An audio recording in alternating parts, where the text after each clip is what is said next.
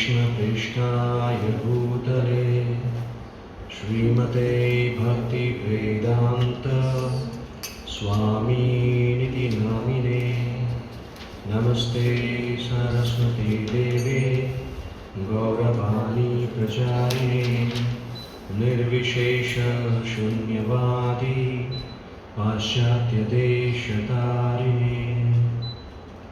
जय श्री कृष्ण चैतन्य प्रभु नित्यानंद श्री अद्वैत गदाधर शिवासादि गौर भक्तवृंद हरे Krishna Krishna Krishna Hare Hare Hare Ram Ram Ram Hare Hare Hare Krishna Krishna Krishna Hare Hare Hare Ram Ram Ram Hare Hare Hare Krishna Krishna Krishna Hare Hare Hare Ram Ram Ram Hare Hare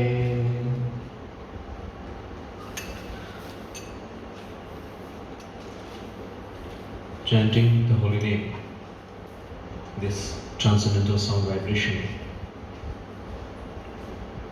I was just going through some scientific research, especially on sound vibration. Even some positive sound vibration creating so much positive impact. And this research was done on water or some plants.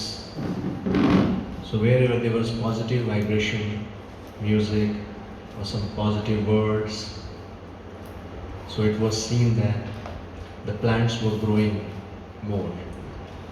Right? And even there is an experiment done on water. So when positive sound vibration is there, appreciating or loving words, then the crystal shape in that water was different. I mean, it was a very beautiful shape of a crystal. And when there is negative words being used, in that case there was a distraction or lots of negative, it was not proper shape was not there. So that we can understand simply by sound vibration. So much impact is being created on plants and water. So when it comes to transcendental sound vibration, like chanting the holy name of the Lord, so it was given over there that anybody chanting these mantras, that is not only going to give impact, or not only going to give us some positive effect on our physical, mental life, but also because this is transcendental, so it will help us to directly connect to the source. So that is the power of mantra meditation, especially in this Kali Yuga. Sound vibration, always, it has always been. The power of sound is always, what is the term best for society? So there are so many processes, so many ways for meditation, but especially this sound meditation is very, very effective. Very, very effective. कभी जब इसको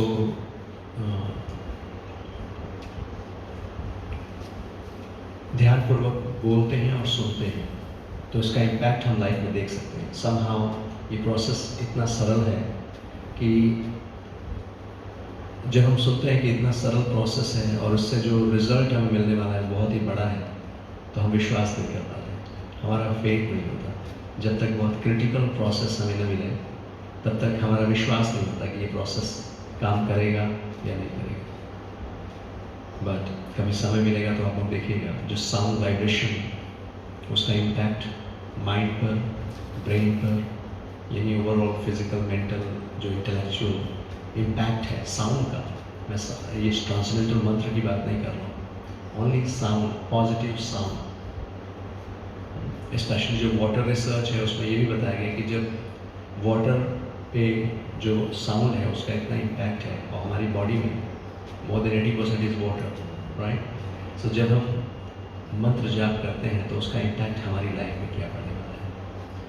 even power of prayer, आप यहाँ बैठे हैं लेकिन अगर आप मंत्र जाप कर रहे हैं, प्रेयर कर रहे हैं, तो उसका इम्पैक्ट कहीं भी दूर बैठे व्यक्ति पे भी उसका इम्पैक्ट होता है। इवन दो हम धीरे कर रहे हैं, अंदर ही अंदर कर रहे हैं, या चाहे जोर से कर रहे हैं, then it impacts other sound means sound, तो then we have to be louder. Yes, louder. If it is louder means softly, कि आप उसे सुने। इट्स साउंड वाइब्रेशन, उस वाइब्रेशन को एक्सपीरियंस करना।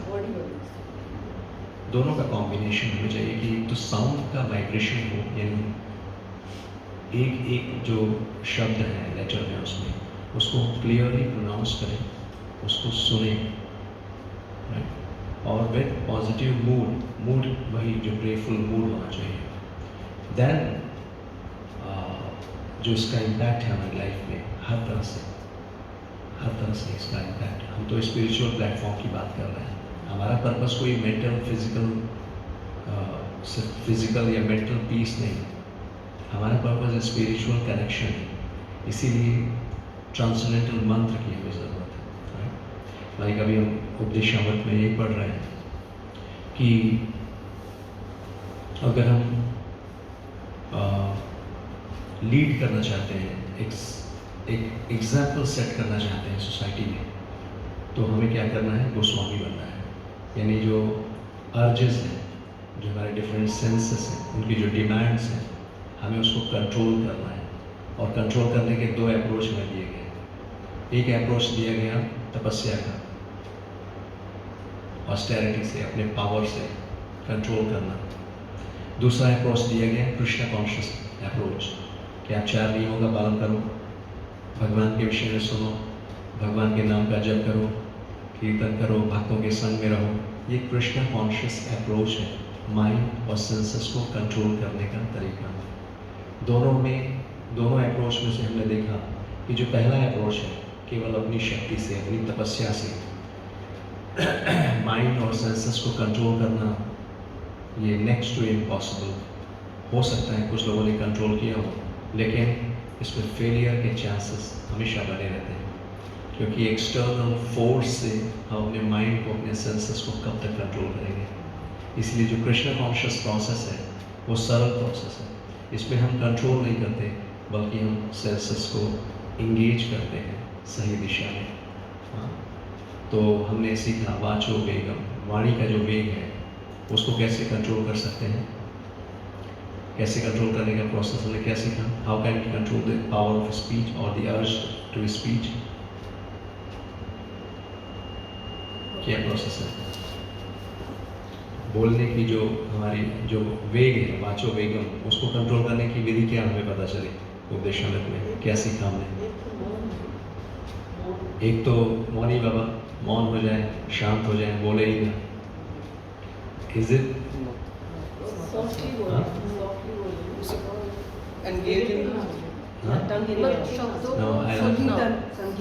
शब्दों को अपने अंदर महसूस करना, सुनना। No, that is different thing. What I am asking, जो 6 वेग की बात हो रही है, वाणी का वेग। अब जो ये यानी अर्ज टू स्पीक, उसको कंट्रोल करने की विधि क्या दी श्री रूप गोस्वामी जी।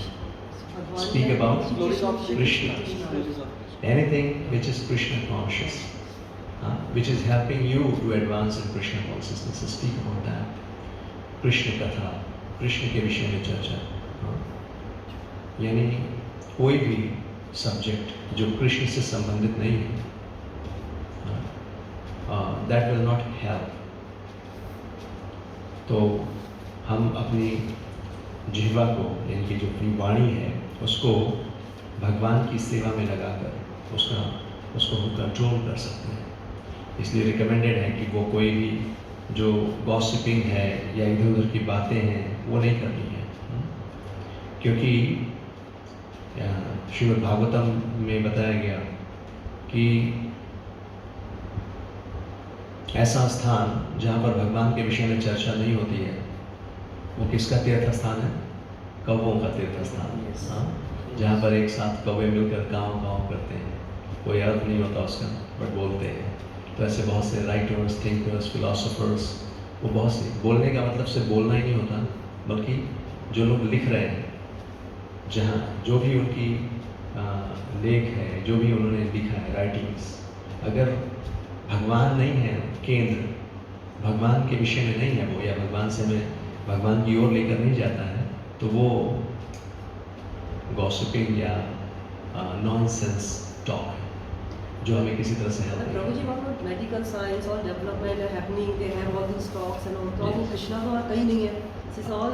No, coming to the point, of course, means again material.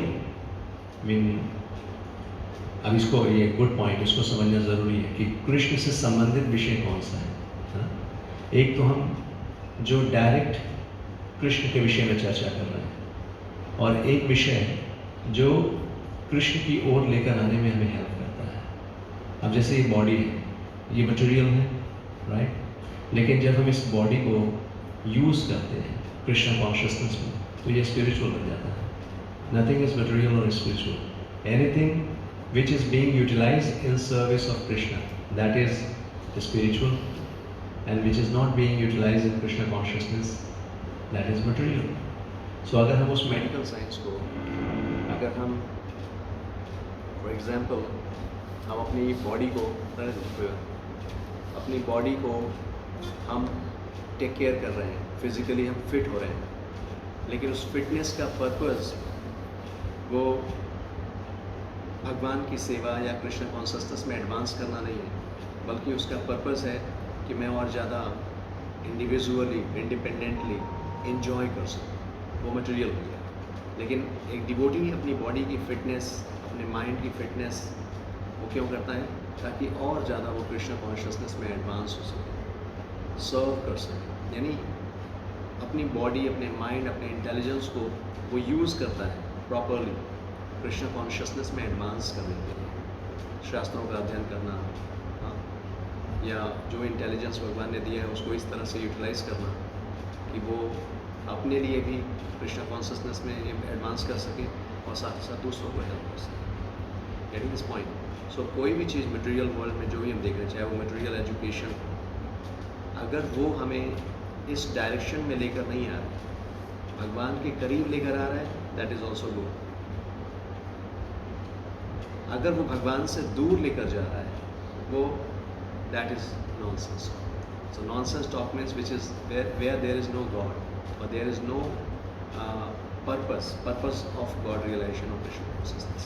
इस डिफरेंस को हमेशा समझ के चलना है। तो यहाँ पर मटेरियल पॉइंट ऑफ व्यू से मटेरियल एजुकेशन बेनिफिशियल हो सकता है, बट यहाँ पर स्पिरिचुअल गोल को ध्यान में रखते हुए बात की जा रही है।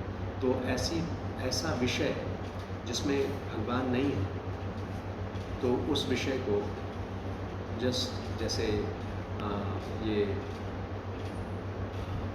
कौवों का तीर्थ स्थान कहा गया, यानी कि just nonsense talk. End of the day उसका जो पर्पस है, हम सभी का पर्पस है, उस पर्पस को अचीव करने में वो हेल्प नहीं कर रहा है, राइट? तो ये अंडरस्टैंडिंग होना ज़रूरी है कि हम कुछ भी बड़े बड़े काम कर रहे हैं, लेकिन वो काम अगर मुझे मेरे पर्पस को अचीव करने में हेल्प नहीं कर रहा है, then what is the use of that?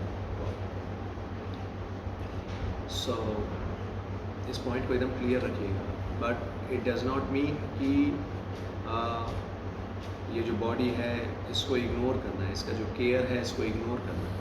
समझना है कि इसका केयर हमें क्यों करना है, कृष्ण कॉन्शियसनेस में कैसे इसको यूटिलाइज करना है, उस पर्पस को ध्यान में रखते हुए।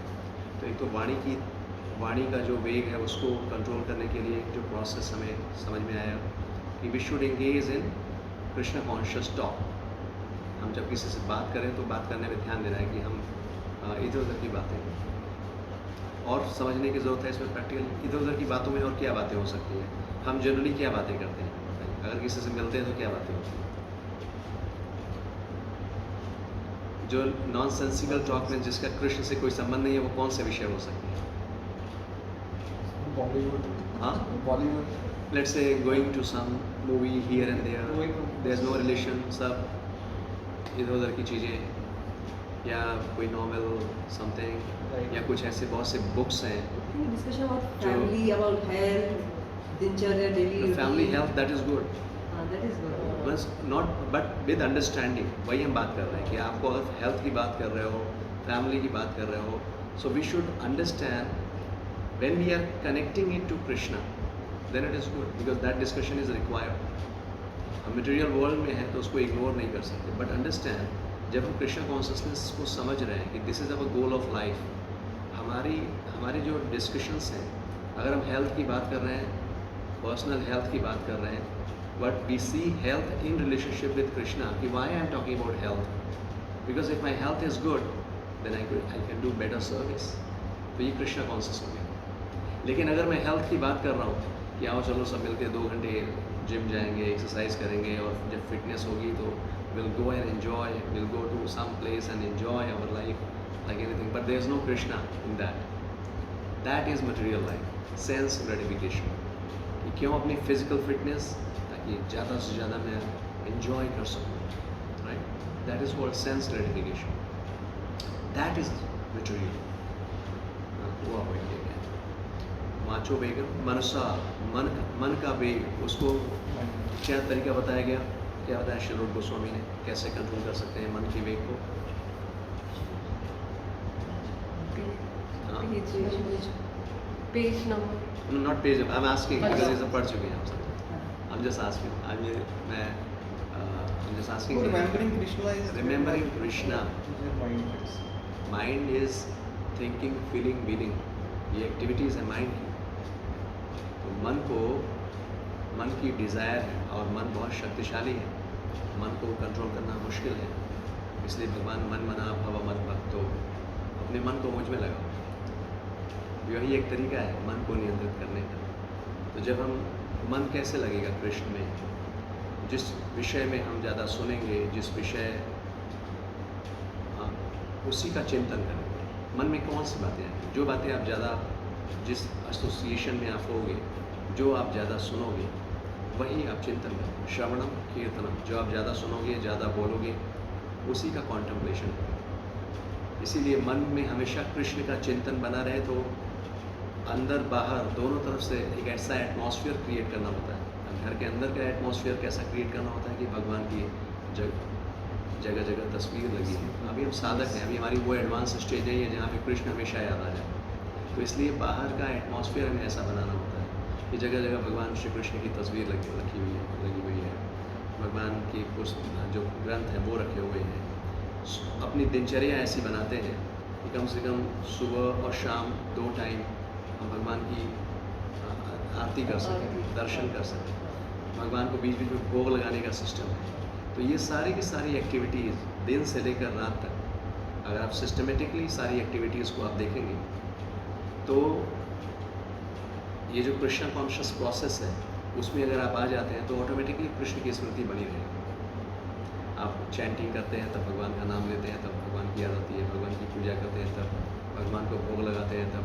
और ये जो मॉर्निंग एक्टिविटीज़ हैं, 1 घंटे का समय, अगर 1.5 घंटे का समय आप फिक्स कर लेंगे कृष्ण कॉन्शियस एक्टिविटी के लिए बहुत ही अटेंटिवली. अब क्या होगा, जब आप अपने जॉब या बिजनेस जो भी आप करते हैं, अब वहाँ जाकर आप आरती तो नहीं कर सकते हैं, ये सब नहीं कर सकते, अपना काम करेंगे, राइट. लेकिन ये जो मॉर्निंग 1 घंटे 1.5 घंटे की जो प्रैक्टिस है, ये आपको बाकी समय में कृष्ण कॉन्शियस रखने में हेल्प करेगी. इसीलिए अर्ली मॉर्निंग टाइम को हमें किसी भी तरह से वेस्ट नहीं करना चाहिए.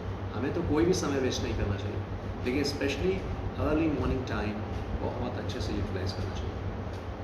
और अर्ली मॉर्निंग टाइम हम यूटिलाइज़ कर सकते हैं, इसकी प्रिपरेशन रात से होती है. हम ऐसा नहीं कि दिन में उठेंगे और सब अच्छा हो जाएगा.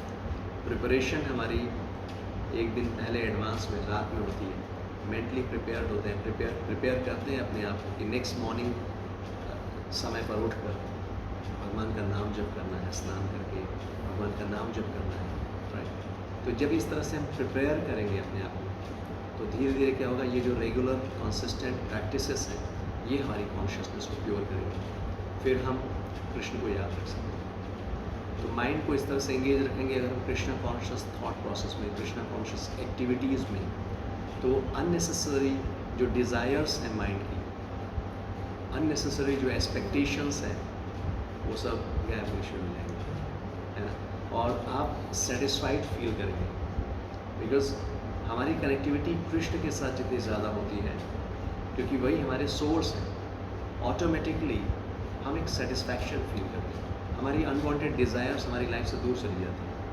और हमने शुरू में भी डिस्कस किया कि ये अनवांटेड डिज़ायर्स हैं मन की ऐसी इच्छाएं जो हमारे लिए बहुत आवश्यक नहीं है, लेकिन माइंड डिमांड करता है, हमें ड्रैग करता है, और जब हम उसकी डिज़ायर्स को फुलफ़िल करते चले जाते हैं तो धीरे धीरे माइंड और पावरफुल और स्ट्रॉन्ग बनता है, और डिमांड करता है और डिमांड करता है, और फिर हमें वो बस ये एक्टिविटीज़ जैसे करते हैं ना मॉर्निंग की, तो मतलब अब ऐसी हैबिट हो गई है कि आपको अपने आप ऑटोमेटिकली याद Yes. आएगा कि आपको वो काम करना है, फिर उसके बाद में दूसरा काम। यस, तो ये उठते ही यही प्रैक्टिस हमें डेवलप करनी है। मंदिर साफ करना है या पूजा करनी है, तो उसके बाद ही ब्रेकफास्ट। नहीं तो स्टार्टिंग में पहले ऐसा होता था, पहले ब्रेकफास्ट, फिर उसके बाद Yes.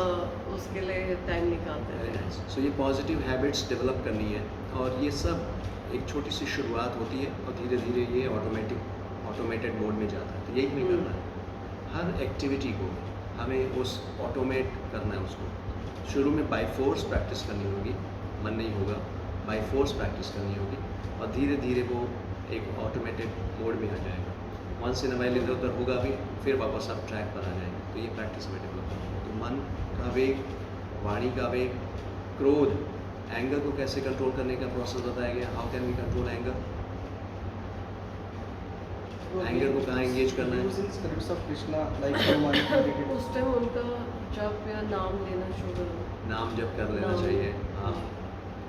या यहाँ पे जो प्रोसेस बताया गया कि कभी गुस्सा आए भी, अगर गुस्सा, ऑफ कोर्स हमें टॉलरेंस सिखाया गया है, टॉलरेट करना चाहिए, अननेसेसरली कोई भी एक्शन नहीं, गुस्सा भी नहीं। लेकिन एटलीस्ट अगर गुस्सा बहुत ज़्यादा आए भी, तो जो लोग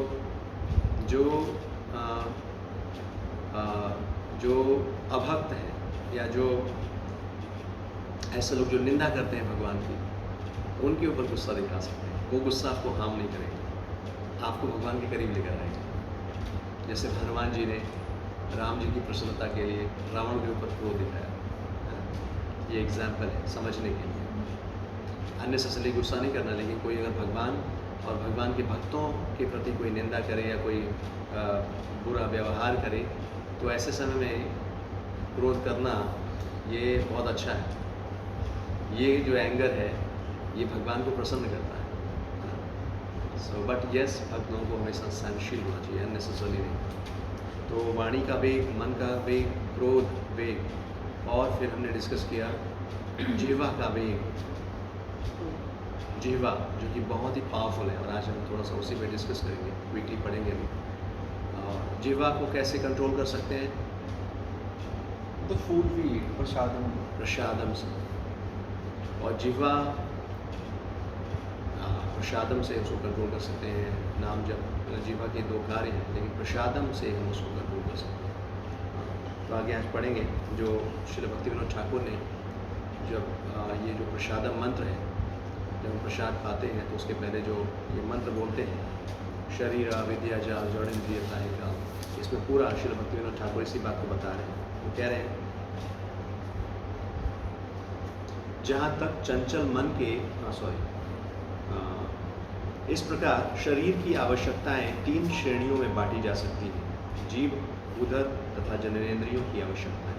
तो अगर शरीर की बात करें तो उसकी जो जितनी भी नीड्स हैं, आवश्यकताएं हैं, उनको 3 भागों में बांट सकते हैं। एक तो है जीव की आवश्यकता, टंग के 2 काम है, टेस्ट करना और बोलना। उदर यानी पेट की अवस्था, पेट की जो आवश्यकता है, भोजन चाहिए उसको। और जननेंद्रियां यानी जेनिटल्स। जहाँ तक शरीर का संबंध है, यह देखा जा सकता है कि ये तीनों इंद्रियां प्राकृतिक रूप से एक ही सीधी रेखा में स्थित होती हैं। तो ये बड़ा साइंटिफिक सा है। तीनों ही जो हमारे टंग, बैली एंड जेनिटल्स, तीनों एक ही लाइन में हैं। यदि हम जीव की आवश्यकताओं को केवल प्रसाद खाने की क्रिया तक सीमित कर दें, तो उदर तथा जननेंद्रियों की आवश्यकताएं यानी वेग स्वतः नियंत्रित हो जाएंगी। यानी अगर हम सब क्या करना है, हमें टंग को कंट्रोल करना है। फिर बैली एंड जेनिटल्स ऑटोमेटिकली कंट्रोल होंगे। यानी हमें एक तो हमने वाणी का वेग, क्योंकि जीवा का जो वेग है, जीवा टंग के दो काम है ना, एक तो बोलना और दूसरा है टेस्ट करना कुछ। हाँ, तो एक तो वाणी पर कंट्रोल कर सकते हैं, और जो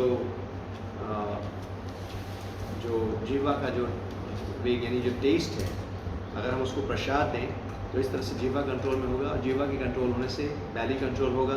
अननेसेसरी हम ईटिंग नहीं करेंगे, एक्सेस ईटिंग, अननेसेसरी ईटिंग नहीं करेंगे, और यानी जो भी खाएंगे कृष्ण प्रसाद पाएंगे। उससे क्या होगा, हमारी सेंसेस जो जेनिटल्स हैं वो कंट्रोल होगा। बहुत ही साइंटिफिक है इसको, क्योंकि जब हम भगवान को भोग लगाते हैं, तो जैसे हमने लास्ट सेशन में भी डिस्कस किया कि भगवान को जो भी हम भोग लगाते हैं बहुत ही शुद्ध शाकाहारी सात्विक जो भोजन है वो हम भगवान को भोग करते हैं मंत्रों के माध्यम से।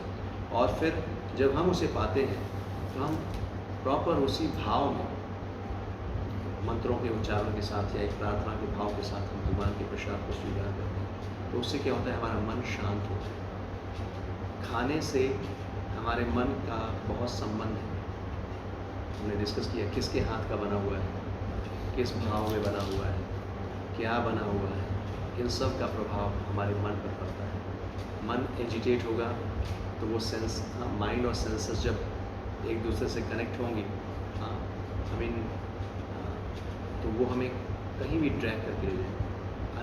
बहुत सारी ऐसी डिज़ायर्स होंगी जो माइंड हमें फोर्स कर देगा उन डिज़ायर्स को पूरा करने के लिए, और बाद में हमें रियलाइज़ होता है कि हमने क्या किया। सो इसीलिए इसमें श्री भक्ति विनोद ठाकुर बता रहे हैं, कह रहे हैं, शरीर विद्याचार जड़ेन्द्रियता एकार जीवे फेले विषय सागरे ठार मते जीवाति लोभमय सुदुर्मति ताके जेता कठिन संसारे कृष्ण बड़ा दयामय कारी बारे जीवा जय स्वप्रसादन्ना दिलो भाई से अमृत पाओ खाओ राधा कृष्ण गुण गाओ प्रेम डाको श्री चैतन्य निताय। जब हम मंत्र पढ़ते हैं तो जैसे हम अनामृत पाओ, हम बोलते हैं प्रसाद पा लीजिए, और एक है प्रसाद खा लीजिए। पाना यानी हम कृपा स्वीकार करते हैं, हम भोग नहीं करते, भोग भगवान करते हैं, हम प्रसाद पाते हैं। प्रसाद का अर्थ होता है कृपा, भगवान की कृपा है ना, उसको हम स्वीकार करते हैं। तो यहाँ प्रार्थना क्या है, इसको ध्यान समझिएगा। हे भगवान, यह भौतिक शरीर अज्ञान का पिंड है और सारी इंद्रियां मृत्यु की ओर ले जाने वाली पगडंडियों की जाल है। भौतिक शरीर है नहीं, हमारा अज्ञान का पिंड है, अज्ञानता है कि हम यह शरीर है, ये सबसे बड़ी अज्ञानता है। मैं ये शरीर हूँ, हमारी रियल आइडेंटिटी है आत्मा की, लेकिन हम इस भौतिक संसार में अपने आप को शरीर मान बैठे हैं, ये सबसे बड़ा अज्ञान है। और ये जो इंद्रियां हैं, हमारे आँख कान नाक जीवा त्वचा, उसकी तुलना किससे की गई है, मृत्यु की ओर ले जाने वाली पगडंडियों की जाल। पगडंडी समझते हैं, खेतों में जो मिट्टी के पगडंडी बोलते हैं उसको, यानी कुछ ये रास्ता है। ये सेंसेस ही तो हमें ड्रैग कर रही है मटेरियल वर्ल्ड में। इन सेंसेस की डिमांड्स पूरी करने के लिए हम हमेशा भागते होते हैं। हाँ, तो ये मृत्यु की जाल है, ये पगडंडियाँ हैं जो मृत्यु की ओर लेकर जाती हैं। हम न जाने कैसे भौतिक इंद्रिय भोग के सागर में गिर गए हैं। तो रीज़न चाहे जो भी हो, भगवान को छोड़कर इस भौतिक संसार में हम आ चुके हैं। और समस्त इंद्रियों में से जीव अति भुक्खड़ तथा दुर्दम है। हिंदी शब्दों में आप देखें तो जीव कैसी है, बहुत ही, अब इंग्लिश में देखना पड़ेगा क्या क्या शब्द यूज़ किए गए हैं। दुर्दम, इंग्लिश ले लीजिए अभी, हाँ? मदर एंड फादर इंग्लिश में कहा थी एक्चुअली। अभी वो हिंदी है, वो भी ये आप ये ले लीजिए, मेरे पास ये English वाली में- ये ले लीजिए प्रभु जी, ये इंग्लिश का पेज नंबर 11। इसमें से ले लीजिए। हाँ।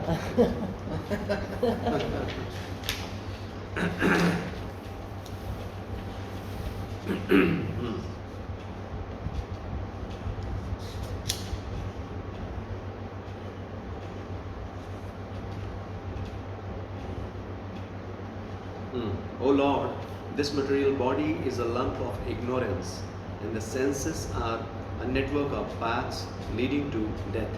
Somehow or other, we have fallen into the ocean of material sense enjoyment.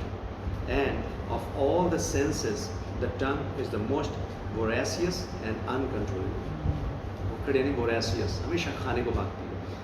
हमेशा कुछ खाने को चाहिए इसे, और अनकंट्रोलेबल, इसको कंट्रोल करना बहुत मुश्किल है. It is very difficult to conquer the tongue in this world, but you, dear Krishna, are very kind to us. You have sent this nice prasad to help us conquer the tongue. तो भगवान कृष्ण कितने कृपालु हैं, दयालु हैं.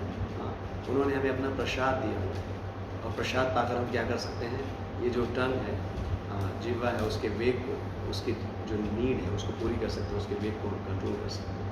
Therefore, let us take this prasad to our full satisfaction and glorify your lordships, Shri Radha and Krishna, and in love call for the help of Lord Chaitanya and Prabhu Nityananda. बहुत meaningful है ये. हमें ये process practice करना है, तब हम senses को control. Just by controlling tongue we can control all other senses, belly, genitals. And ये भाव कृष्ण की कृपा है, प्रसाद हमें मिला है. हाँ, तो प्रसाद पाना है, और साथ साथ क्या करना है, राधा और कृष्ण का गुणगान करना है, और साथ ही साथ क्या लिखा है, कॉल फॉर दी हेल्प, और साथ ही साथ हमें हेल्प के लिए पुकारना है. किसको पुकारना है, चैतन्य महाप्रभु नित्यानंद प्रभु, जो इस कलयुग में स्वयं जो कृष्ण और बलराम है. हाँ, जो इस कलयुग में श्री चैतन्य महाप्रभु नित्यानंद प्रभु के रूप में होते हैं. तो क्योंकि ये नमो महावदन्याय है, सबसे ज़्यादा मर्सीफुल. तो इनसे हमें इनको हेल्प के पुकारना है. हमारे अंदर वो तड़प होनी चाहिए. वो पुकारने का अर्थ क्या है कि हमें एकदम हम्बल बनना है कि इस भव सागर में हम गिर पड़े हैं और मेरे पास कोई और प्रोटेक्शन नहीं है. मैं अपनी शक्ति से अपने आप को बचा नहीं सकता हूँ, मेरे पास कोई और शेल्टर नहीं है. हाँ, so calling out with a crying mood, my lord please please protect me. तो ये जो ह्यूमिलिटी है, हमारे अंदर कमियां हैं, हमारे सेंसेस हमें ड्रैग कर रही हैं, हमारी डिज़ायर्स हमें भगवान से दूर लेकर जा रही हैं. तो एक तरफ जहाँ हमें कृष्ण का प्रसाद पाना है, कृष्ण का गुणगान करना है, हाँ, उनकी जो लीलाएं हैं उसका श्रवण कीर्तन करना है. दूसरी तरफ हमेशा बहुत ही हम्बल एटीट्यूड में रहना है, हमेशा प्रार्थना के भाव में रहना है कि इतना सब कुछ करने पर भी, हे प्रभु, मेरा मन मुझे न जाने कहाँ कहाँ लेकर जाता है. अगर आपकी कृपा नहीं हुई तो मेरे जीवन में कोई और सुरक्षा नहीं. तो ये भाव हमेशा रखना है. क्यों? क्योंकि कभी भी ये घमंड नहीं आना चाहिए कि देखो मैं कितना बड़ा गोस्वामी बन चुका हूँ, मैं अपने मन और अपने इंद्रियों को नियंत्रित कर चुका हूँ. क्योंकि the moment we get pride, pride is the beginning of fall out. शुरू हो जाएगी आपके पतन के दिन. इसीलिए ये प्रोसेस बहुत ही साइंटिफिक है.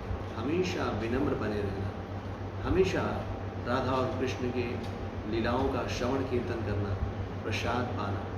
आप इससे मन और इंद्रियों को एकदम आसानी से नियंत्रित कर लो. भक्तों को बहुत ज़्यादा संघर्ष नहीं करना पड़ता है मन और इंद्रियों को नियंत्रित करने के लिए. प्रॉब्लम कि वो प्रोसेस को परफेक्टली या जिस मूड में होना चाहिए वो प्रोसेस फॉलो नहीं होता है. बहुत आसान है. आज बाहरी लोगों को बोलेंगे ना कि नशा छोड़ना है, जुआ, या बहुत सी ऐसी चीज़ें जो बाहर के देशों में हैं, उनके लिए बहुत मुश्किल काम है. लेकिन सिंपल इस प्रोसेस को फॉलो करते हुए उन्होंने ये सब छोड़ दिया. प्रभु जी, कलयुग ये पीरियड कब से, चैतन्य महाप्रभु जी बॉर्न है तब से नो आफ्टर द्वापर युग. नहीं, कब कितने साल हो गए? अभी 5000 वर्ष पूरे हुए हैं. कलयुग को हाँ. स्टार्ट हुए. 5000 वर्ष पूरे हुए हैं. तो 5000 वर्ष पहले तो कृष्ण जी द्वापर युग था. वो द्वापर, अच्छा, जब तक थे उसके बाद ही कलयुग. उसके बाद कलयुग था. श्री भगवान गए यहाँ से. बाद में परीक्षित महाराज का शासन हुआ, और परीक्षित महाराज के शासन में कलयुग ने प्रवेश किया. There are 6 kinds of rasas, and if one is agitated by one of them, he becomes controlled by the urge of the tongue. Some persons are attracted to the eating of meat, fish, crabs, eggs, and other things produced by semina and blood and eaten in the form of dead bodies. बहुत strong word use करते हैं लोग. Yes. एकदम मतलब आप इसको पढ़ेंगे सुनेंगे, जो मीट ईटर्स हैं, अब वो क्या कह रहे हैं, कुछ लोग अलग अलग प्रकार के रसास हैं जो एक्सपीरियंस करते हैं. जैसे हम जो हमारा फूड स्टफ़ है उसमें भी अलग अलग प्रकार के फूड स्टफ़ होते हैं. चोष या चर्व, कुछ चबाने वाले, कुछ चूसने वाले, कुछ रसदार होते हैं पीने वाले, कुछ खाने वाले. ऐसे ऐसे अलग प्रकार के फूड स्टफ़ हैं. तो अलग अलग प्रकार के रसास हैं, टेस्ट हैं. तो उनमें बता रहे हैं कि if one is agitated by any one of them, he becomes controlled by the eating, controlled by the urges of the tongue. जो अलग अलग प्रकार के रस हैं, जो स्वाद है, उनमें से किसी एक से भी अगर हम बहुत अटैच हो जाते हैं तो हम जीवा से कंट्रोल में आ जाते हैं, जीवा हमें कंट्रोल करती है। तो यहाँ पे बताया गया है कुछ लोग ऐसे हैं attracted to eating of meat, fish, crab, eggs and other things produced by semina and blood and eaten in the form of dead bodies. Dead bodies word use किया गया, यानी पेट जो है वो क्या बना देते हैं, कब्रिस्तान। डेड बॉडी को कहाँ रखते हैं, जहाँ संस्कार होते हैं कब्रिस्तान में। तो अगर अब कोई व्यक्ति मीट ईटिंग कर रहा है तो व्हाट ही इज डूइंग, वो डेड बॉडी को अपने पेट में डाल रहा है। That is a dead body only, right. Others are attracted by eating vegetables, creepers, spinach or milk products, ये शाकाहारी लोग, but all for the satisfaction of the tongue's demands. तो चाहे कोई मीट ईटिंग कर रहा हो, जो भी नॉन वेज है या वेज है, दोनों ही क्या बताया जा रहा है, they are doing what they are doing, they are satisfying their tongue. तो केवल शाकाहारी बनना कृष्ण कॉन्सियसनेस का प्रोसेस नहीं है। अगर आप शाकाहारी भी हैं, कई बार नॉन वेजिटेरियन जो है वो क्वेश्चन करते हैं कि जो प्लांट्स हैं उसमें भी तो लाइफ है, जो एनिमल्स है उसमें तो लाइफ है, लेकिन प्लांट्स में भी तो लाइफ है। अगर आप उसको भी काट रहे हैं तो वो भी तो आप किलिंग कर रहे हैं। फिर नॉन वेज और वेज में क्या डिफरेंस रहेगा। सो नंबर 1 कि ये रिकमेंडेड है, हम नॉन वेज और वेज की बात नहीं कर रहे। अगर कृष्ण ने रिकमेंड किया होता पत्रम पुष्पम फलम तोयम की जगह उन्होंने लिखा होता अंडम मीटम तो हम वही भोग लगाते और वही खाते। लेकिन ये रिकमेंडेशन है, भगवान ने रिकमेंड किया पत्रम पुष्पम यानी शाकाहारी। लेकिन केवल शाकाहारी बनना वो प्रॉब्लम का सॉल्यूशन नहीं है। हम न तो नॉन वेजिटेरियन हैं और न ही वेजिटेरियन हैं, हम कृष्णाटेरियन हैं।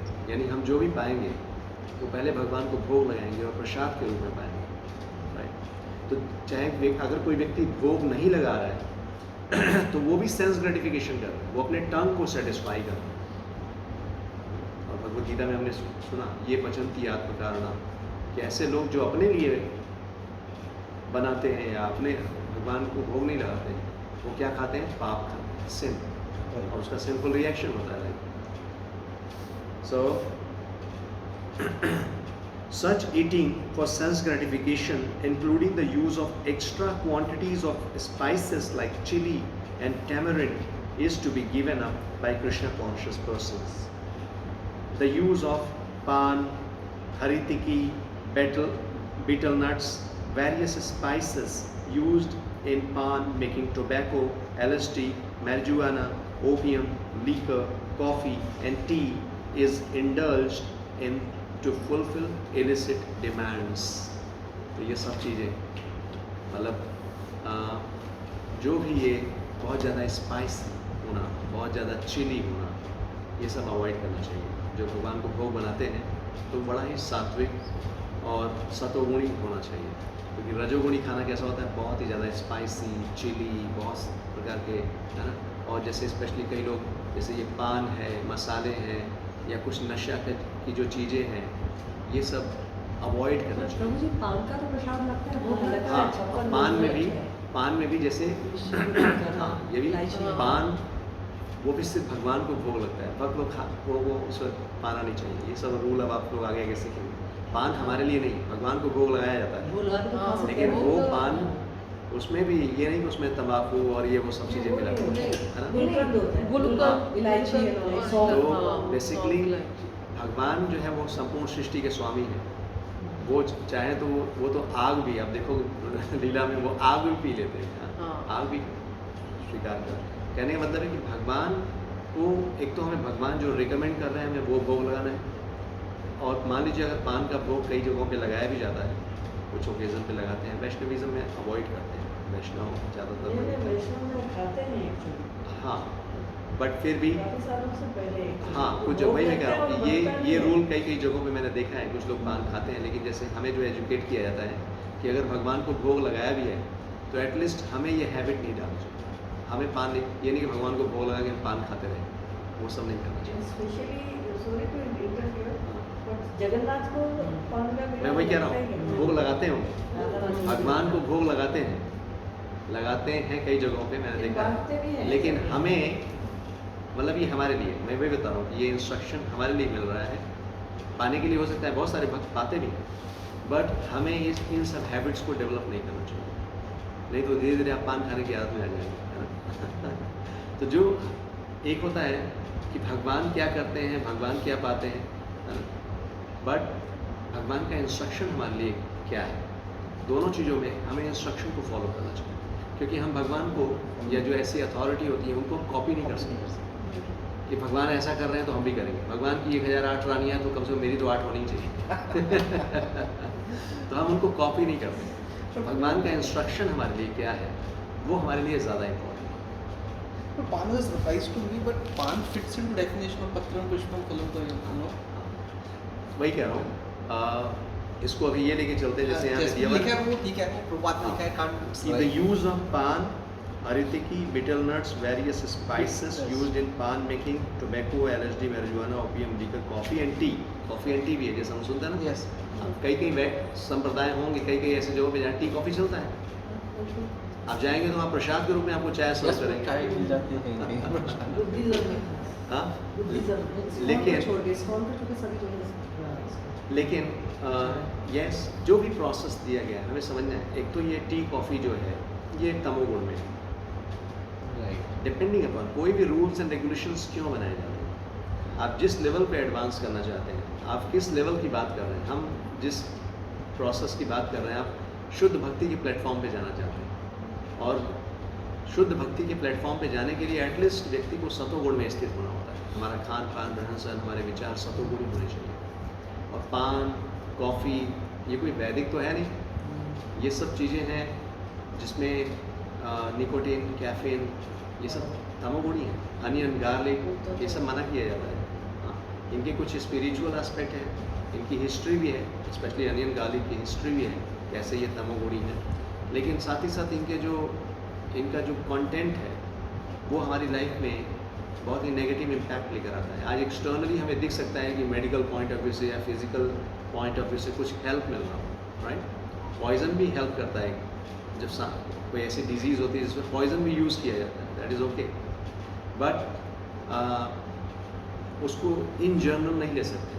तो कुछ रूल्स होते हैं जो स्क्रिप्चर्स ने हमें अगर कह दिया कि अवॉइड इट, तो भले ही हो सकता है कुछ एक्सटर्नल फिजिकल बेनिफिट उससे मिले, लेकिन हमें अवॉइड करना चाहिए, क्योंकि यहाँ पर हमारा पर्पस सिर्फ फिजिकल बेनिफिट नहीं है, हमारा पर्पस स्पिरिचुअल एडवांसमेंट है। तो उसमें इंस्ट्रक्शन को फॉलो करना ये हमें एडवांस करने में हेल्प करता है। तो कोई स्कूल ज्वाइन करेंगे तो उसमें बोल दिया गया कि आपका जो यूनिफॉर्म है वो इस कलर का होना चाहिए। अब आप वहाँ पे जाके क्वेश्चन नहीं कर सकते कि क्यों ये कलर का यूनिफॉर्म, क्यों वो देखो दूसरे कलर में, ये दूसरे स्कूल में ये वाला कलर यूनिफॉर्म है।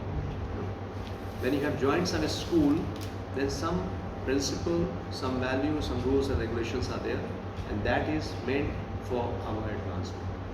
तो ये तो वैसे भी पान है, ये चीज़ें टी कॉफ़ी कहीं ना कहीं बहुत हैबिचुएटेड बनाती हैं, सो we should avoid.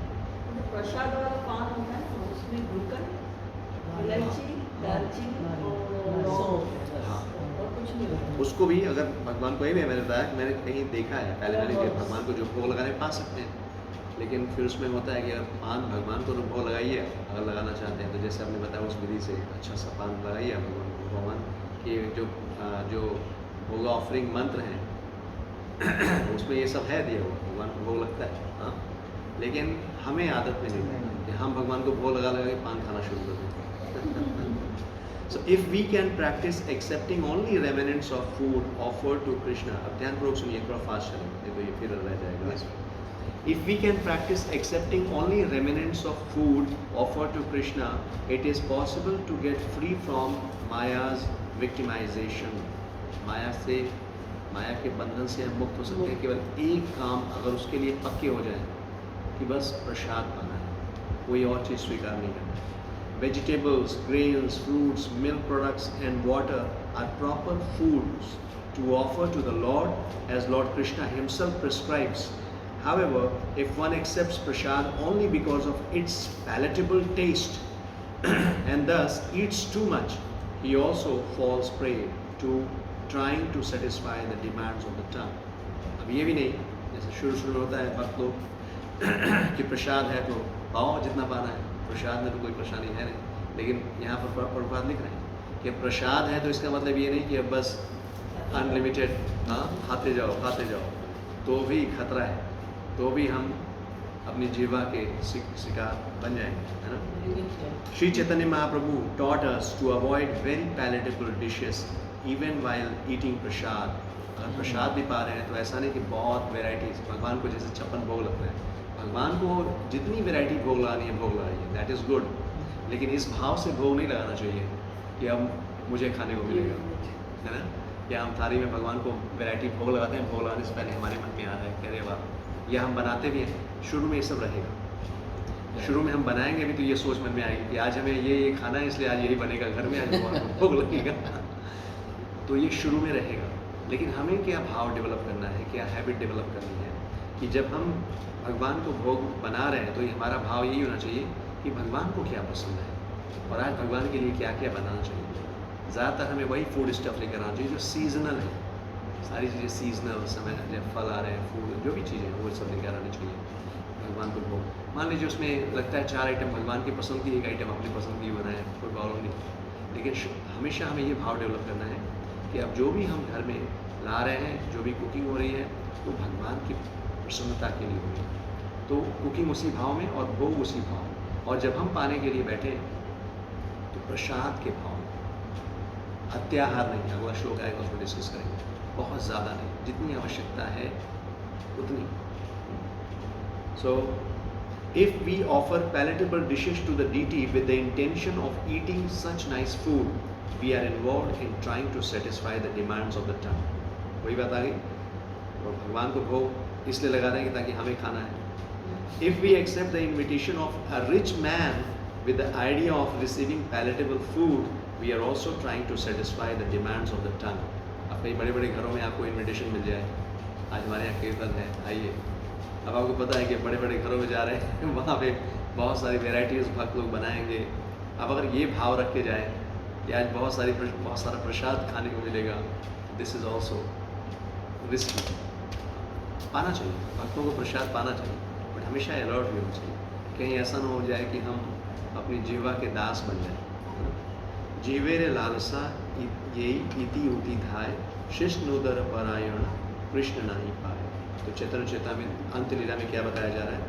That person who runs here and there seeking to gratify his palate and who is always attached to the desires of his stomach and genitals is unable to attain Krishna. भगवान कृष्ण को अगर हमें पाना है तो ये जो जीवा का वेग है, जो बैली है, जो पेट, जो उदर का वेग है, और जो जेनिटल्स इंद्रियों, जो जननेंद्रियों का जो वेग है, इस पर कंट्रोल होना बहुत ज़रूरी है। और ये चीज़ें हमें बहुत ड्रैग करती हैं, बहुत डिमांड करती हैं, लेकर जाती हैं। As stated before, the tongue, belly and genitals are all situated in a straight line and they fall in the same category. Lord Chaitanya has said, "Bhala na khaibe, ara bhala na paribe." Do not dress luxuriously, and do not eat delicious food stuffs. So those who suffer from diseases of stomach must be unable to control the urges of the belly, at least according to this analysis. When we desire to eat more than necessary, we automatically create many inconveniences in life. However, if we observe fasting days like Ekadashi and Janmashtami, we can restrain the demands of the belly. तो श्री चैतन्य महाप्रभु क्या शिक्षा दे रहे हैं? भालना खाइबे are भालना पाइबे। इसका मतलब क्या हुआ? Do not dress luxuriously and do not eat delicious food stuff. यानी कहने का मतलब ये नहीं कि अब अच्छा कपड़ा नहीं पहनेंगे, कहने का मतलब हमारा फोकस सिर्फ लग्जरियस ड्रेस की तरफ नहीं, हमेशा अपने आप को लग्जरियस ड्रेस में, कहने का मतलब लाइफ सिंपल होना चाहिए, सिंपल लिविंग होना चाहिए। ये बहुत इम्पॉर्टेंट है हमारे प्रोग्रेस के लिए। Simple living, high thinking. So अब जो मटेरियलिस्टिक लोग हैं आप उनको देखेंगे, उनकी पूरी लाइफ का फोकस क्या होता है? लग्जरी। जितना ज़्यादा लग्जरियस लाइफ, बहुत सारी variety of dress, variety of, कई बड़े बड़े घरों में जाएंगे तो they have big big wardrobes.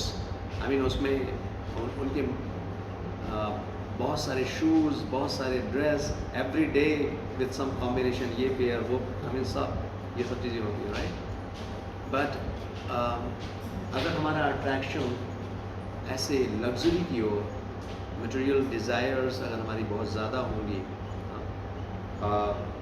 या बहुत ज़्यादा जो लग्जरी फूड स्टफ़ है, हरे कृष्ण माता जी प्लीज़, तो क्या कह रहे हैं कि डू नॉट, या आई मीन इट्स डिफ़िकल्ट, भोग ऐश्वर्य प्रशक्ताना, तो इट्स वेरी डिफ़िकल्ट। आपने कभी एक्सपीरियंस किया है? कभी ऐसा लगता है पूरा फोकस अगर आपका लग्जरी मेंटेन करने में या डिलीशियस फूड स्टफ में ही सिर्फ जा रहा है, will you be able to focus your mind on something? जो कोर है उसके ऊपर फोकस कर पाएंगे? नहीं, बहुत मुश्किल रहता है। इसीलिए लाइफ में जब बड़ा अचीव करना है तो सिंप्लिसिटी ज़रूरी है। हमारा फोकस, हमारा ये बॉडी है या हमारी स्पिरिचुअल जर्नी है, उन दोनों में हमें प्रायोरिटाइज करना है। अगर ये बॉडी है, take care of this body whole life. Take care of body again, कि बॉडी का केयर ज़रूरी है, but how much, right. So body and soul को मेंटेन करना, that is our responsibility. Body को मेंटेन करना, that is our responsibility, but not at the cost of soul. जो purpose है उसको भूल कर नहीं। इसलिए हमें बताया गया कि जो अपने इन अर्जेस को कंट्रोल नहीं कर पाएगा, it's very difficult to advance in Krishna consciousness. सो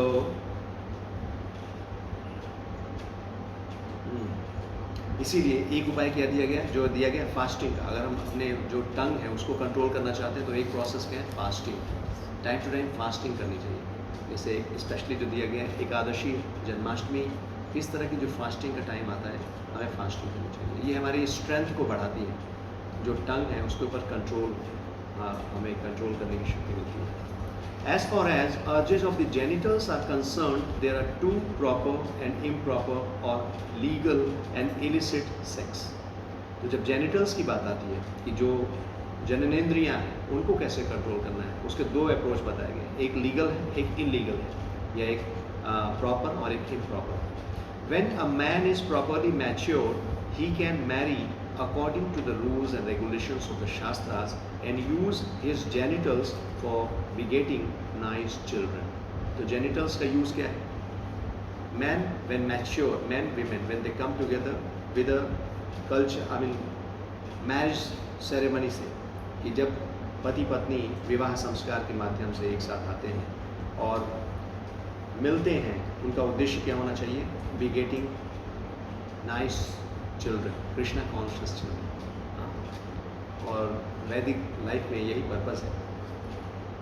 राजा या जैसे पहले के जो वैदिक जो किंग्स को देखेंगे, जो राज ऋषि हैं, तो उनकी जो संतानें रही हैं, क्योंकि वो संतान उत्पत्ति के लिए मिलते थे, बड़ी पावरफुल उनकी जो जनरेशन्स होती थी, संतान होते बहुत पावरफुल होती थी। तो ये प्रैक्टिस दिया गया। That is legal and religious. Otherwise, he may adopt many artificial means to satisfy the demands of the genitals, and he may not use any restraint. आज के इस मॉडर्न टाइम में भी देखेंगे, लाइक ये जो पर्पस है ये लोग भूल चुके हैं। This is not the purpose. Marriage या जो भी आजकल लिव इन रिलेशनशिप और ये वो सब कुछ है, what is the purpose of that?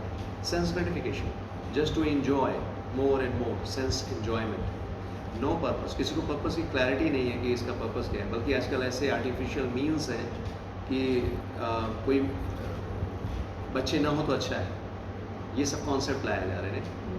They don't want children. They want to be together. They want to live together, but without children. But that is not the purpose of marriage. या तो व्यक्ति को ब्रह्मचारी रहना चाहिए आजीवन। ब्रह्मचारी के बाद अगर वो गृहस्थ आश्रम में आता है तो गृहस्थ आश्रम की जिम्मेदारी है समाज में ऐसी संतानों को जन्म देना जो धर्म का पालन करे, जो कृष्ण कॉन्शियसनेस को आगे बढ़ाए, तो ये है मैरिड लाइफ का पर्पस। अगर हम ऐसी संतान को जन्म नहीं दे पा रहे हैं तो फिर मैरिड लाइफ की ज़रूरत नहीं है, right? That is the purpose. Okay, when one indulges in illicit sex life as defined by the Shastras, either by thinking, planning, talking about, or actually having sexual intercourse, or by satisfying the genitals by artificial means, he is caught in the clutches of Maya. कितने details, I mean ये गोस्वामीज लिख रहे हैं उस समय, ये science है, वो सब कुछ डिटेल में वो जानते हैं कि क्या मेन जो सारी प्रॉब्लम्स हैं। और यहाँ पे जो सेक्स लाइफ की बात कर रहे हैं, it's not just sexual intercourse but thinking, planning and talking is also sex life, is also illicit sex. So कितना डीपर लेवल पे वो बात कर रहे हैं। So all these things will contaminate the mind, वो माइंड को इम्प्योर बना देगी। और माइंड जो है वो रिप्रेजेंटेटिव है माया का। तो वही कह रहे हैं कि अगर कोई व्यक्ति इन चीज़ों में इन्वॉल्व है, थिंकिंग, प्लानिंग, टॉकिंग और हैविंग सेक्सुअल इंटरकोर्स, और by satisfying the genitals by artificial means, he is caught into the clutches of Maya. These instructions apply not only to householders but also to tyagis or those who are in the renounced order of life. ये important point है, उसको समझिएगा। अब ये जितनी भी हम education ले रहे हैं, कई बार लगेगा कि माय गॉड ये तो बहुत ही एडवांस है, हमारे लिए नहीं है। क्योंकि हम जैसे वर्ण आश्रम की बात करते हैं, ब्रह्मचारी के लिए नियम है, गृहस्थ आश्रम में रहने वालों के लिए नियम है, सन्यासी या वानप्रस्थी के लिए, वानप्रस्थ आश्रम में रहने वालों के लिए नियम है। तो नियम हर किसी के लिए है। कहीं कहीं पर नियम बहुत ज़्यादा स्ट्रिक्ट होगा और कहीं कहीं पर हमें जो नियम दिए गए हैं उसमें कुछ छूट है, लेकिन कितनी छूट है वो भी हमें समझना है। तो जैसे ब्रह्मचारी आश्रम या ब्रह्मचर्य जीवन, वानप्रस्थ और संन्यास, स्पेशली ब्रह्मचर्य और संन्यास में जो सेक्स लाइफ है वो फुल्ली रिस्ट्रिक्टेड है। इसीलिए आप ब्रह्मचारियों को देखेंगे, उनके रूल्स बड़े टफ होते हैं। किसी लेडीज़ से बात करना, मिलना, ये सब उनको अवॉइड किया जाता है। हाँ, because the senses are very powerful. ये ब्रह्मचर्य व्रत का पालन करना इट्स नॉट ईजी। उन्हें पूरा डेली रूटीन ऐसा फॉलो करना पड़ता है कि एक ऐसे एटमॉस्फेयर में रहना पड़ता है आश्रम में, ताकि उनकी माइंड कंटामिनेटेड ना हो, राइट? तो लेकिन गृहस्थ आश्रम में हस्बैंड वाइफ जब मिलते हैं तो उस लाइफ में छूट है, लेकिन यहाँ पर्पस दिया गया है कि वो छूट कितनी, वहाँ भी ऐसा नहीं कि just free license, just go on like other. तो यहाँ पर दिया गया है कि it should be very much regulated. तो ये सब डिटेल्स कुछ हैं, एक जेनरिक एजुकेशन है और एक जो उसका डिटेल है कि फैमिली लाइफ में। अब हो सकता है कि अभी भी जो स्टैंडर्ड की बात हो रही है वो स्टैंडर्ड हमारे लिए बहुत हाई है। Just coming together to beget Krishna conscious children, it's a very advanced stage, right? लेकिन practically at least जो बात की जाती है, this is the ideal situation, और at least अगर हम उस situation में नहीं हैं तो we should regulate. Regulation in life is very much required. युक्त आहार विहारस्य, युक्त चेष्टस्य कर्मसु, युक्त स्वप्नावबोधस्य योगो भवति दुःखः। कृष्ण भगवद गीता में बता रहे हैं कि अगर हमारी लाइफ रेगुलेटेड है, हमारी eating habits, sleeping habits, work habits, recreational activities अगर वो रेगुलेटेड है, हमारी लाइफ पीसफुल होगी, हैप्पी होगी। तो यहाँ पर रेगुलेशन की बात की जा रही है कि at least we should try to regulate. My dear brother, you are in the renounced order of life and should not listen to talk about ordinary worldly things, nor should you talk about worldly things when you meet with others. Do not think of women even in dreams. अब ये सन्यासीस के लिए बात हो रही है। हाँ, वो सन्यासीस के लिए बात हो रही है जहाँ पे बताया जा रहा है कि कोई भी जो रिनाउंस ऑर्डर ऑफ लाइफ में जो सन्यासी हैं वो क्या कह रहे हैं कि should not listen to talk ordinary worldly things. ये जो सांसारिक वार्ता है, सांसारिक बातें हैं, इधर उधर की बातों में नहीं लगना चाहिए। और do not think of women even in dreams. ये दोनों के लिए होता है। हालांकि सन्यासी की जब बात आती है तो मेल की ही बात होती है, but whoever willing to advance in Krishna consciousness, तो मेल फीमेल के बारे में सोचे और फीमेल मेल के बारे में दिन भर सोचते रहे, तो ये एडवांसमेंट में मुश्किल है इससे होती है। You have accepted the renounced order of life with a vow that forbids you to associate with women. If you wish to associate with Chaitanya Mahaprabhu, you must always remember the incident of Chota Haridas, who and how he was rejected by the Lord. Do not eat luxurious dishes or dress in fine garments, but always remain humble and serve their lordships, Shri Shri Radha Krishna, in your heart of hearts. तो ये सब बहुत advance level of education है जो जैसे example दिया गया श्री चैतन्य महाप्रभु की लीला में एक हुए हरिदास, छोटा हरिदास। हाँ, तो एक बार अब इंसिडेंट ऐसा ही है, he was a servant of Chaitanya Mahaprabhu, serving Chaitanya Mahaprabhu always, but मन में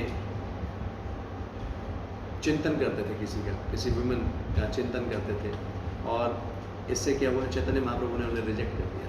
बहुत अलग स्टोरी है इसमें।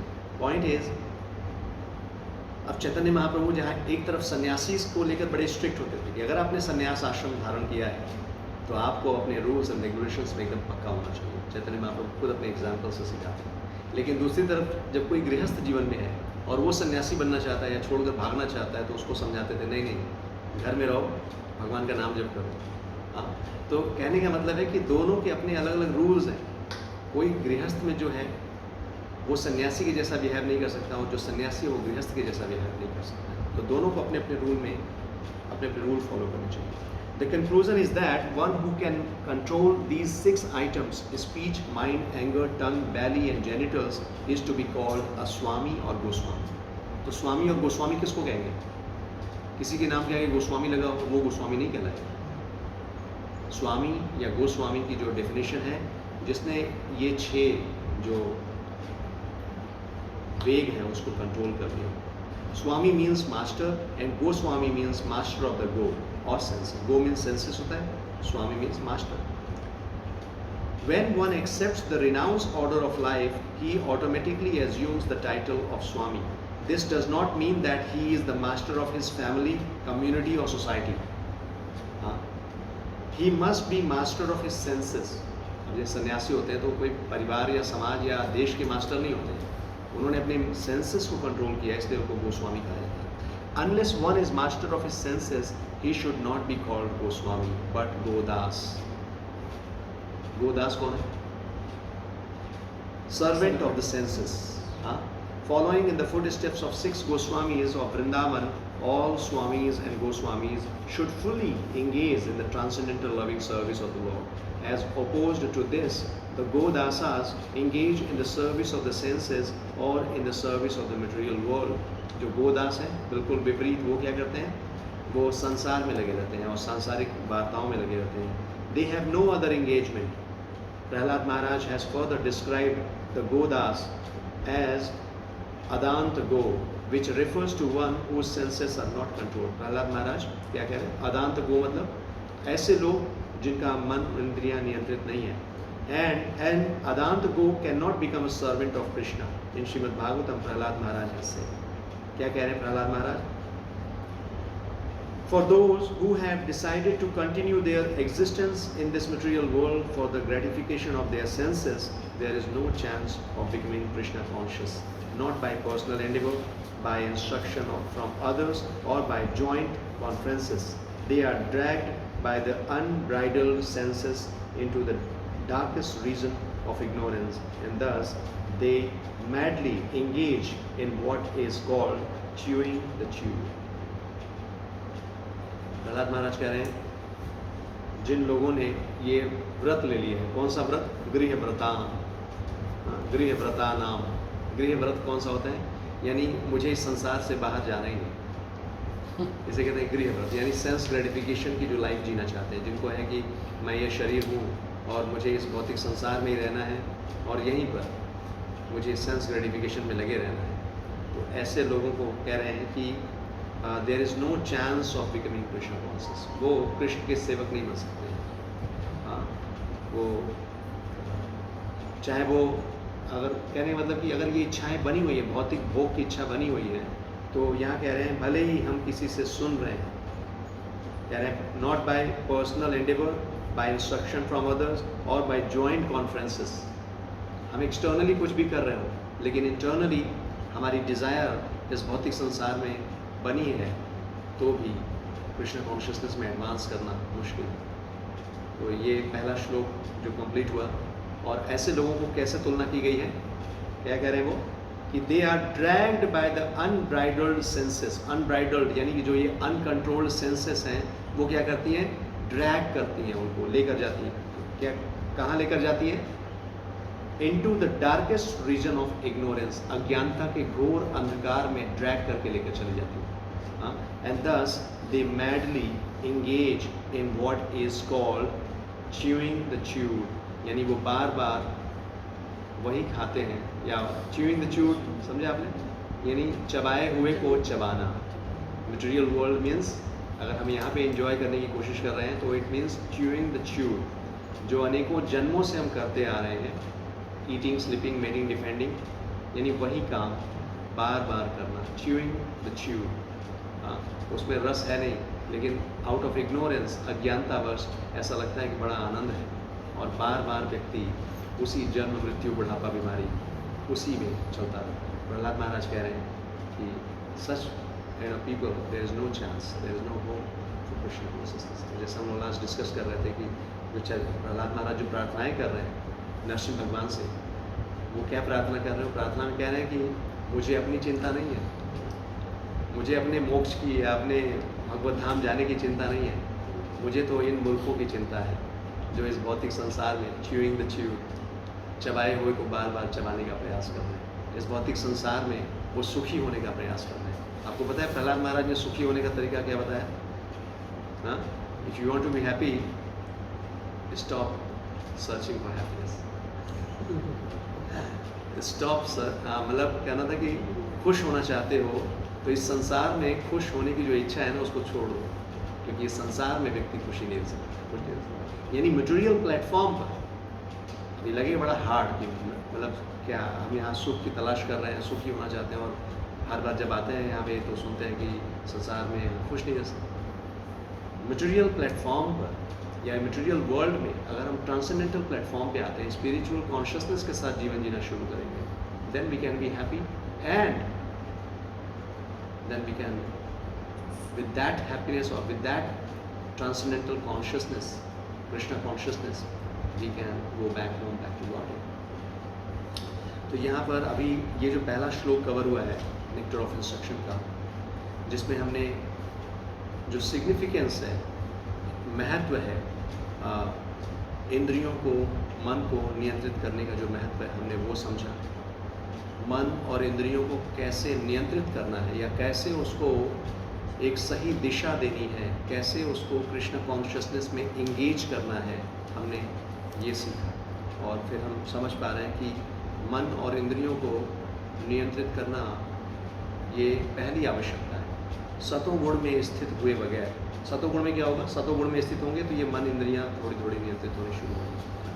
यानी पहले हमें अपने सतोगुण में लेकर आना है, और फिर कृष्ण कॉन्शियसनेस में लगे रहते हुए अपने मन को, अपने इंद्रियों को भगवान की सेवा में लगाते हुए इनको नियंत्रित करना है। इनको फ्रीडम नहीं देना है कि जो चाहें, जैसे चाहें, जहाँ चाहें, नहीं तो ये हमें दूर लेकर चले जाएंगे। भगवद गीता भगवान बता रहे हैं, अगर वो मन जो है किसी भी इंद्रिय के कांटेक्ट में आ जाता है, यानी वो उस व्यक्ति की बुद्धि को दूर लेकर चली जाती है। और उसकी तुलना कैसे कर रहे हैं, जिस तरह से वायु नाव को, वायु जिस दिशा में बहती है, नाव को उसी दिशा में दूर लेकर चली जाती है, उसी तरह से किसी व्यक्ति का मन जब किसी एक इंद्रिय से अटैच हो जाता है तो उस व्यक्ति की बुद्धि को हर लेती है। मन इतना शक्तिशाली है। तो हमें अब इंट्रोस्पेक्शन करना है, समझना है हमारी जो अलग अलग प्रकार की इंद्रियां हैं, कौन सी सेंसेस हैं जिसका डिमांड बहुत ज़्यादा है, जो हमें इस कृष्ण कॉन्शियसनेस से दूर लेकर जाते हैं। और उसका सॉल्यूशन हमें मिल गया है कि जो सिंपल प्रोसेस दिया गया है कि इन सब माइंड को और सेंसेस को हम कंट्रोल कर सकते हैं कृष्ण कॉन्शियसनेस में लगाकर, स्पेशली अपने टंग को कंट्रोल करना, यानी प्रसाद पाना, नाम जप करना, ये वो पावरफुल प्रोसेस है जिससे हमारी सारी मटेरियल डिज़ायर्स या मेंटल जो माइंड है वो कंट्रोल होगा, बैली कंट्रोल होगी। गलत ना बोलना। Yes, all this.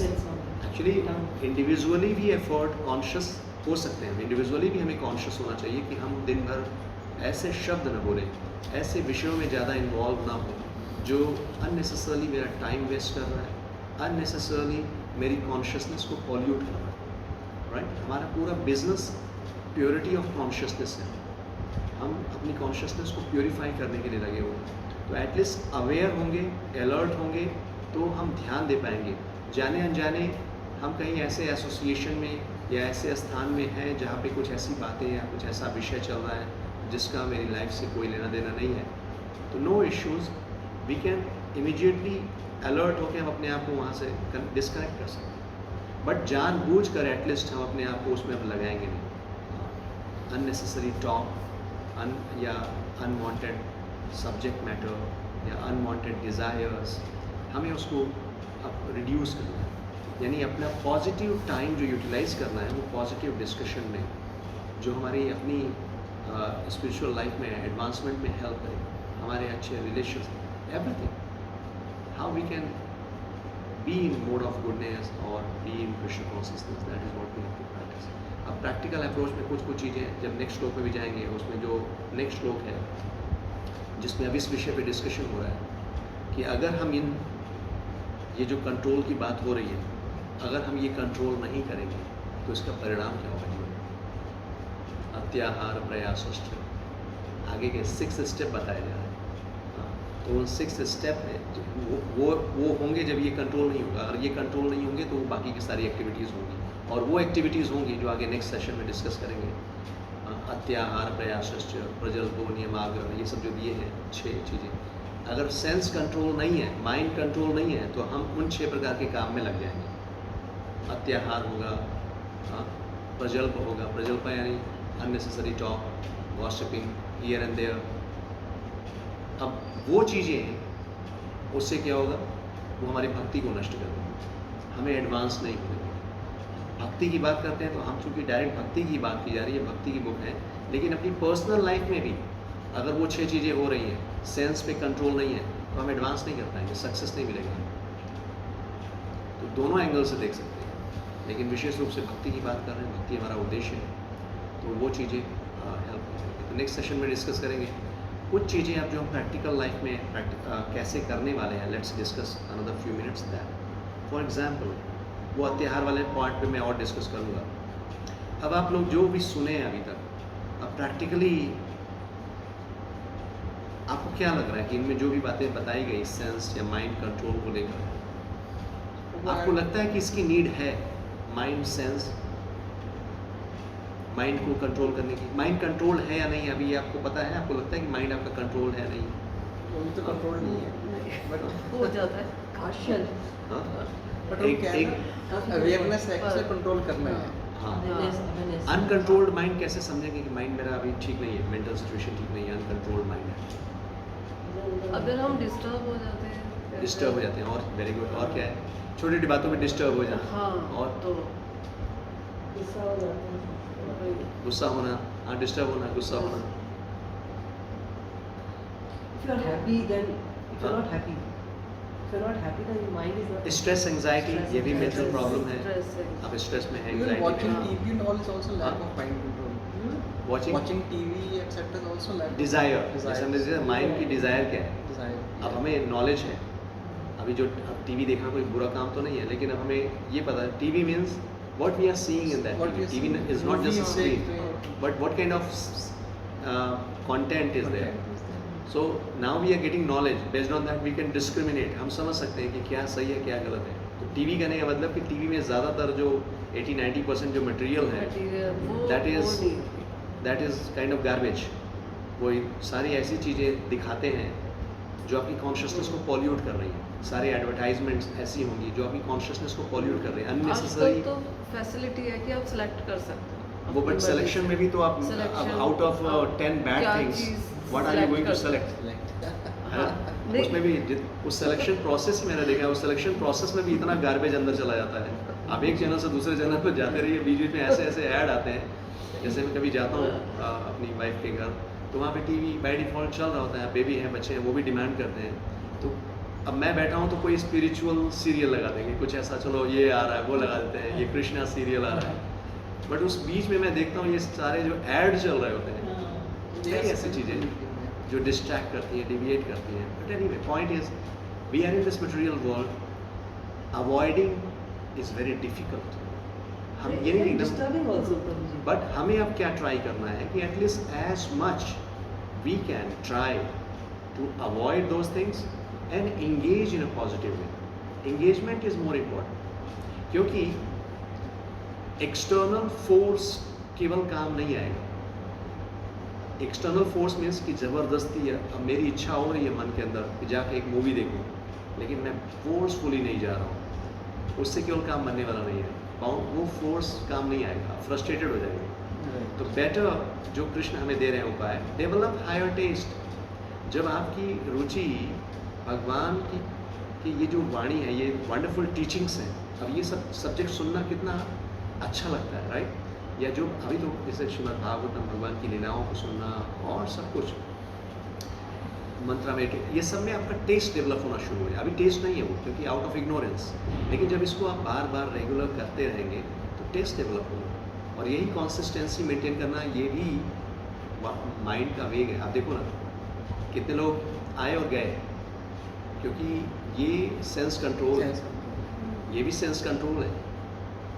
ये सिर्फ मेरा इंटेलिजेंस मुझे कह रहा है कि ये अच्छी चीज़ है, माइंड भले ही ना कह रहा हूँ, लेकिन हम फोर्सफुली अपने आप को रखते हैं यहाँ पे। और धीरे धीरे जब कॉन्सिस्टेंटली हम उस काम को करेंगे तो ये टेस्ट, हायर टेस्ट डेवलप हो जाएगा। और जब ये हायर टेस्ट डेवलप होगा तो आपको जो लोअर टेस्ट है ना, वो सारी चीज़ें जो आपके लिए ज़रूरी नहीं है, उसको आपको फोर्सफुली दूर करने की जरूरत नहीं पड़ेगी। आपका मन नहीं करेगा, आप देख लेना, आपका मन नहीं करेगा कि ऐसी चीज़ों में आप टाइम वेस्ट करो।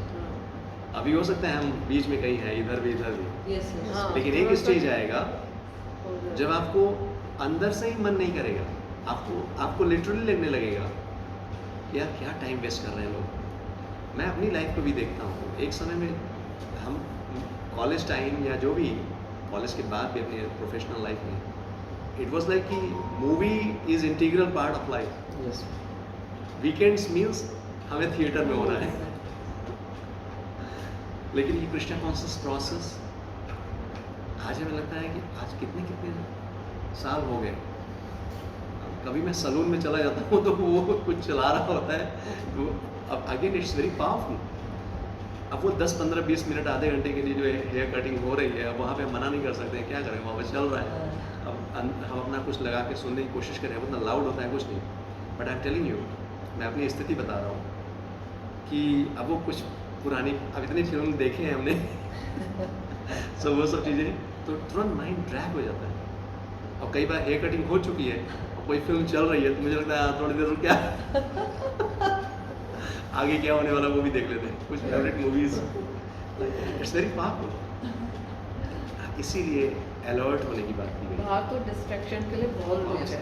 अलर्ट होना बहुत जरूरी है। बहुत That alert। we just track any moment we lose our alert। कुछ नहीं, अब गोपी को जैसे है, उसको कुछ खिलाना है तो कुछ हमें कोई कार्टून शो चलाना होता है ना कुछ उसको चलाना है, तो कभी कुछ ऐसे, अभी बीच में जैसे पहले राधिका के समय में टॉम एंड जेरी और इस तरह की चीज़ें चला दिया करते थे, कभी या कृष्णा सीरियल। Right।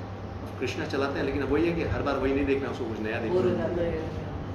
अब गोपी है तो माशा एंड बेयर करके एक आता है कुछ समथिंग लाइक दैट। सो मैं अपनी स्थिति देख रहा था कि अब कई बार मैं बैठता हूँ प्रसाद पानी, तो अब गोपी भी बैठी हुई साथ में, तो गोपी नहीं बोलेगी मैं बोलूँगा हाँ नहीं चला दो, थोड़ी देर देख लेगी वो। कहने मतलब कि जिस चीज़ में हम एब्जॉर्व होते हैं, जिस चीज़ पे हम फोकस करते हैं, हमारा अटेंशन, आई मीन हमारी automatically we develop some attachment, ध्यान तो विषय से। So we have to be alert enough कहाँ पे हमें अटेंशन पे करना है। शुरू में बाय फोर्स हमें इंगेज करना होगा और धीरे धीरे वो टेस्ट डेवलप होगा और हम अपने आप को बचा पाएंगे। और जितना ज़्यादा माइंड और सेंस कंट्रोल होगा उतना ही ज़्यादा कूल काम हो जाएंगे। अननेसेसरी हैंकरिंग डिज़ायर्स आपकी नहीं होगी, सिंपल लाइफ होगी, आपकी कॉन्शियसनेस और रेज होगी, हायर पर्पस के लिए जीना शुरू करेंगे, आप शांत रहेंगे, आपके आसपास क्या हो रहा है आपके ऊपर ज़्यादा प्रभाव नहीं पड़ेगा, you will always be happy with in. हमें लगेगा कि बस ये माला मिल जाए और नाम जब हो जाए तो मेरे जीवन की सिद्धि हो गई, इससे ज़्यादा आवश्यकता ही नहीं। और पूरी दुनिया इसी मटेरियल हैंकरिंग और लैमेंटेशन में जी रही है, मोर एंड मोर दे वांट, और उसके बाद उसको मेंटेन करने की एंग्जाइटी, उसको खो देने का भय, इसी में पूरा जीवन गुजर जाता है। राइट। उनको पर्पस का पता ही नहीं, but we are so fortunate we know the purpose. और उस पर्पस को अचीव करने के लिए अब हमारी लाइफ में जो डिविएशंस एंड डिस्ट्रैक्शंस हैं, सिर्फ उसी को साइड करना है और फोकस करना है अपने पर्पस की ओर। नेक्स्ट श्लोक में वही सब बताने जा रहे हैं। अत्याहार, अत्याहार का मतलब होता है अनवांटेड, एक्स्ट्रा, मोर मोर मोर। प्रैक्टिकली हमारी नीड बहुत कम है ना। अपने घर में भी अगर आप एक लिस्ट बनाना शुरू करें, आप बनाएं सारी चीज़ों की लिस्ट और उसके बाद चेक करें कि इसमें से, वो नेक्स्ट सेशन में मैं डिस्कस करूँगा। अब हमें क्या करना है, माइंड डिटॉक्सिंग। माइंड के अंदर जो अननेसेसरी नेगेटिविटी है उसको बाहर करना है। एक तो मेंटल प्लेटफॉर्म पे जो अननेसेसरी थिंग है उसको हमें डिटॉक्स करना है, और जो फिजिकल प्लेटफॉर्म पे यानी हमारे वातावरण में जहाँ हम रह रहे हैं, हमारा जो एक्सटर्नल, जैसे आज बात हो रही थी, भालो ना खाइबे भालो ना पारिबे, यानी अननेसेसरी चीज़ों में ज़्यादा टाइम वेस्ट नहीं करना है। जितना ज़्यादा एक्सपैंड करेंगे चीज़ों को बाहर, उतना ज़्यादा समय आपको लगाना पड़ेगा। हो सकता है बाहर बहुत ज़्यादा आपके पास हो, बट हमारी जो पर्सनल नीड्स हैं that must be simplified, then आपकी लाइफ आसान हो जाएगी, डिसीजन मेकिंग आसान हो जाएगा। तो अपनी नीड्स को धीरे धीरे सिंप्लीफाई करना। समझ रहे मैं क्या कर रहा हूँ? यस। खाने में भी हम सिंपल सात्विक भगवान को भोग लगाएं पाएँ, हमारा पहनावा सरल हो जाए, अच्छा है। अब शादी के फंक्शन में जा रहे हैं गृहस्थ आश्रम में, तो ऐसा नहीं कि वहाँ पे एकदम प्लेन आप पहनिए शादी वाला फंक्शन, कोई प्रॉब्लम नहीं, but do not be attach to that कि दिन भर साज संग श्रृंगार में ही लगे हुए हैं। सिंपल, अपने आप को जैसा सिंपल रख सकते हैं विश्व को, तो इसे प्रैक्टिकल डिस्कस करेंगे। और ये सब ड्रास्टिक नहीं होगा, अचानक से नहीं होगा। आप लोग ऑलरेडी सरल हैं, आप लोगों के लिए आसान होगा, लेकिन बहुत से लोग होते हैं जो बहुत लग्जरी में रहते हैं, बहुत लग्जरियस लाइफ होती है, उनके लिए मुश्किल होता है। बट जिस भी स्टेज में हो, ग्रेजुअली हमें प्रैक्टिस करना चाहिए कि मेरी जो डिमांड्स हैं बॉडी की, माइंड की, उन डिमांड्स को हम सिंप्लीफाई कैसे करें, उसको मिनिमाइज़ कैसे करें। तो मिनिमलिज्म ये भी हमारे स्पिरिचुअल एडवांसमेंट में बहुत अच्छा रोल निभाता है। Let's practice all this things और एडवांस इन कृष्ण कॉन्शियसनेस।